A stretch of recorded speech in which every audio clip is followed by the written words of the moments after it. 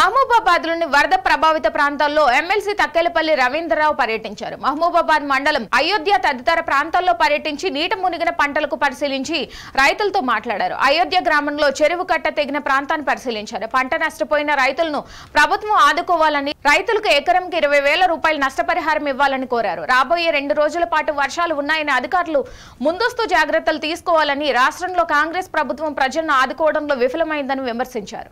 ప్రజలు ఎక్కడికక్కడ విలవిలలాడుతుంటే కాంగ్రెస్ పాలకులు ఎక్కడా కూడా స్పందించడం లేదన్నారు. ఈ కార్యక్రమంలో బీఆర్ఎస్ పార్టీ కార్యకర్తలు, ప్రజాప్రతినిధులు పాల్గొన్నారు.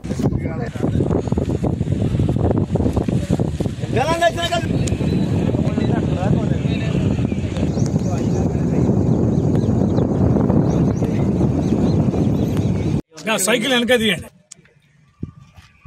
మహబూబాబాద్ మండలంలోని అయోధ్య గ్రామంలో తెగిన చెరువుని ఈరోజు బీఆర్ఎస్ పార్టీ ప్రజాప్రతినిధులు బృందమంతా కూడా ఈరోజు సందర్శన చేయడం జరిగింది.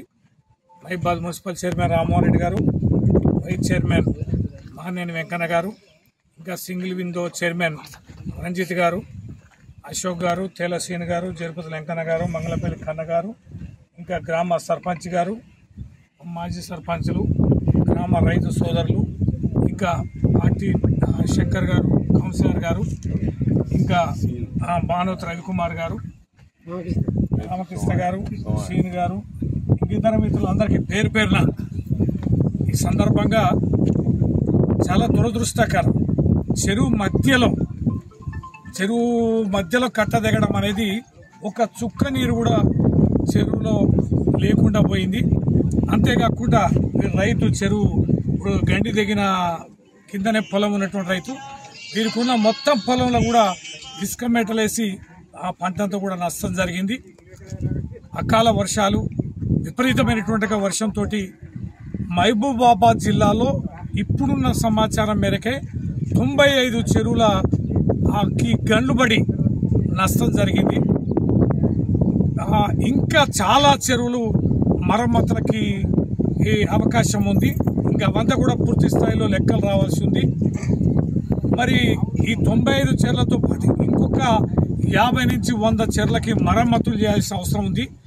ఇది వేగవంతంగా యుద్ధ ప్రాతిపదికన చేయాల్సినటువంటి పనులు.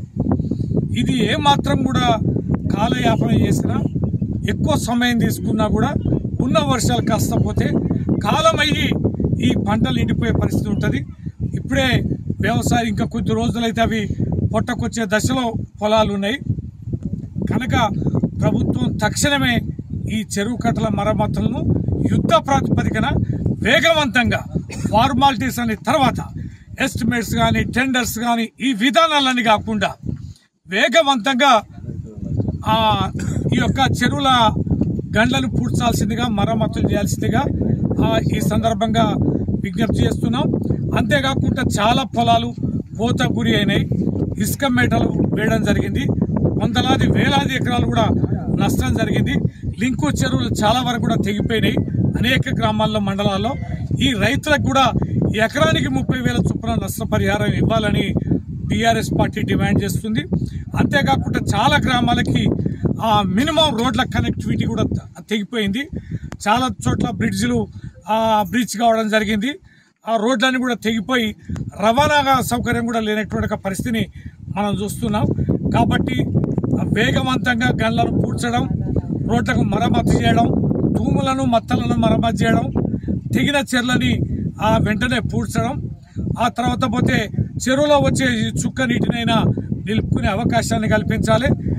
అలాగే ఏవైతే కోత గురి అయి ఇసుక మేటలకు గురి అయినటువంటి నష్టపోయిన రైతులకి ఎకరానికి 30,000 చొప్పున నష్టపరిహారాన్ని కూడా ఇప్పించి రైతులను ఎదుర్కోవాలి. రైతు ప్రభుత్వంగా రైతులకు ఎంతో విశ్వాసాన్ని, నమ్మకం కలిగించి అధికారంలోకి వచ్చిన కాంగ్రెస్ పార్టీ ముఖ్యమంత్రి రేవంత్ రెడ్డి గారు తక్షణమే స్పందించాలి. బడుగు బలహీన వర్గాలు కేవలం ఆ వ్యవసాయ ఆధారిత పంటలపైన తమ మానవ తమ బతికే పరిస్థితిని ఇవాళ తెలంగాణలో, ముఖ్యంగా మహబూబాబాద్ జిల్లాలో ఈ యొక్క విపత్కరమైనటువంటి పరిస్థితిని వెంటనే అర్థం చేసుకొని ఆదుకోవాల్సిందిగా విజ్ఞప్తి చేస్తూ, చాలా ఇండ్లు కూడా మునకకు గురైనాయి, చాలా ఇండ్లు కూడా కూలిపోయినాయి. అట్లాంటి కుటుంబాలని ఇండ్లకు కూడా త్వరగా వాళ్ళకి డబుల్ బెడ్రూమ్ ఇల్లు కూడా శాంక్షన్ చేయాల్సిందిగా, ఇండ్లు నష్టపోయిన వాళ్ళకు కూడా ఆర్థిక సహకారాన్ని అందించాల్సిందిగా నేను ప్రభుత్వాన్ని డిమాండ్ చేస్తున్నాను.